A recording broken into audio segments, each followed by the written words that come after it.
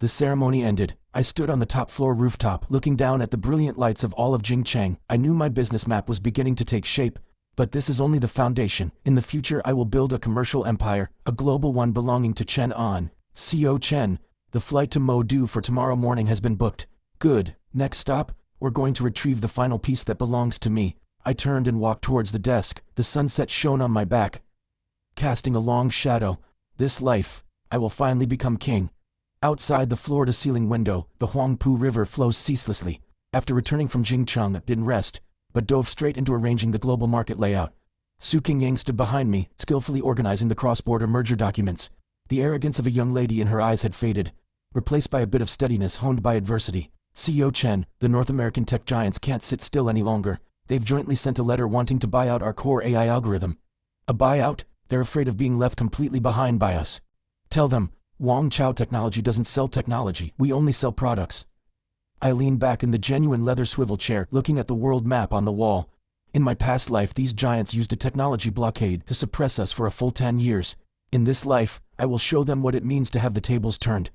There's one more thing. My father was discharged from the hospital today. He wants to cook a meal for you himself before he returns to his hometown. That's not necessary. Miss Su, I've already said it, between us, there is only work. Help him buy a retirement home in Yuncheng, deduct the money from my personal account. Su Qingying's movement stiffened. She lowered her head, her voice a little choked up. I knew she still hadn't let go, but the door in my heart had been tightly shut since the day I was reincarnated. Get back to work. This afternoon's meeting with Shen Ruoxi is very important. Don't let any mistakes happen. She took a deep breath, wiped the corners of her eyes, and returned to her professional state. I looked at her retreating figure, my heart unusually clear. In this life, I am no longer an accessory to anyone. I am the master of this grand chess game. After finishing overtime, I walked alone along the riverbank. The night wind was very cold, blowing away more than half of my tipsiness. Su Qingying ran after me, handing me a coat. She looked at me, her eyes holding a long suppressed emotion, as if it could burst forth at any moment. Chenan, if I hadn't accepted that check back then, if you were still that poor boy from the past, would you, even just a little bit, still love me like before? I stopped walking and turned to look at her. The riverside lights cast a pale glow on her face. This question I had asked countless times in my previous life, but in this life, it was her turn to ask. Su Qingying, the cheapest thing in this world is deep affection that comes too late. I know I was wrong. I really regret it. For the past half year, I've watched you climb to the peak step by step, and only then did I realize I had lost the most precious treasure in this world. You regret it because I'm standing at the top now. If you still saw Chenan, like a speck of dust holding an umbrella for you in the rain, you would only find it annoying. I didn't take the coat, letting it fall to the ground.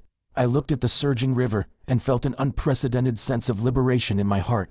Miss Su, the job I give you is a recognition of your efforts during this time. If you want to talk about personal feelings, you can submit your resignation tomorrow. Su Qingying collapsed onto the bench, covering her face and sobbing silently.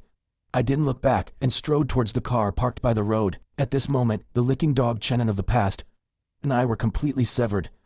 The night before the global launch press conference, Shen Ruoxi suddenly appeared in my office with her legal team. She held an agreement in her hand, her eyes showing an unprecedented seriousness. I knew this woman had finally shown her fangs. Chenan, the Shen family wants to invest more capital. We want to acquire 40% of Wang Chao Technology shares. CEO Shen, are you trying to stage a takeover? Shen Ruoxi walked up to me, placed both hands on my desk, her presence overwhelming. Behind her was Jingcheng. The Shen family was clearly not satisfied with just being a partner. They wanted to control this future artificial intelligence empire. This is the will of the old master of the Shen family. If you don't agree, all of the Shen family's labs and supply chains in the south will cease operations tomorrow.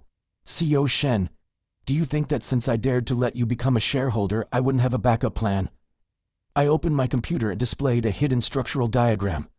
Shen Ruoxi looked at the screen, her face turning from white to green. She discovered that the keys to all the core algorithms were scattered throughout the old factory district I had previously acquired and the servers underneath. CEO Shen, if the Shen family wants to withdraw their investment, please feel free, but without me, those labs of the Shen family are nothing but a pile of scrap metal. Shen Ruoxi stared at me intently. After a long moment, she suddenly burst out laughing, a somewhat self-deprecating smile. She put away the agreement and elegantly smoothed her hair. Chenan, you really are a madman. It seems I can only be your obedient partner. A smart choice. A pleasure working with you, CEO Shen. Watching her retreating back, I wiped the cold sweat from my forehead. This was a huge gamble, but I won. Because I not only know the trends of the future, but also the greed of human hearts. The stage lights focused on the center. Su Qingying, standing in the wings, nervously clenched her fists. I adjusted my tie, and amidst thunderous applause, I slowly walked onto the podium. Today, we will define the future. When I pressed the control button, Wang Chao Technologies' first-generation General Artificial Intelligence system officially launched. At that moment, the entire hall fell deathly silent. Immediately after came a sky-shattering cheer. I knew that from this moment on, the name Chen An would be written into the history books. My God, this is technology that's 20 years ahead of its time. I looked at the fervent faces below the stage, yet my heart felt few ripples. In my past life when I died in that dark alley, Owen knew who I was. But now, the whole world must listen to my voice. CEO Chen, we succeeded. This is just the beginning. Assistant Su informed the legal department to prepare a draft of the global industry standard. Shen Ruoxi came over and generously gave me a hug. She whispered in my ear, "The Shen family is completely convinced." I pushed open the doors of the auditorium. Outside was a sky full of stars and flashing camera lights.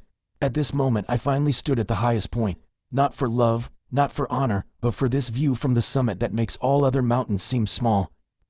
I refused all interviews, and went up alone, to the rooftop. The wind was very strong, messing up my hair, but it made me feel more clear-headed than ever. I finally understood, the greatest meaning of reincarnation isn't revenge, but giving myself the power to choose my own destiny. 1 year later, I returned to Yuncheng. Nothing here had changed except that the Su and Zhao families had long become topics of idle gossip. I wore a black trench coat, holding a bouquet of white wild chrysanthemums, and stood before an unmarked grave. That was my burial place in my previous life. In this life, I have lived for you, and also taken revenge for you. You can rest in peace now. I placed the bouquet down and turned to see Su Qingying standing not far away. She had resigned and was now a teacher at an elementary school in Yuncheng. She looked much calmer. Her eyes no longer held the greed and arrogance of the past. CEO Chen. Long time no see. Long time no see, Teacher Su. We exchanged a few words like ordinary friends and then walked past each other. No clinging, no melodrama, just the tranquility of waking from a dream. Shenrox's phone call came, telling me that Wang Chao Capital's market value had surpassed $1 trillion. Big Boss Chen, where are you planning to go next? To a place where no one knows me to get a good night's sleep. I hung up the phone and turned it off. The sunlight shone on the sea's surface, glistening on the waves. I took the yellowed 10 million check out of my pocket. This was the memento I had always kept. I gently tore it, and the pieces scattered into the sea with the wind. To hell with love, to hell with honor. In this life, I have lived wonderfully. I walked towards the sports car parked by the road, started the engine, and disappeared down the end of the road. The legend of Chen An continues.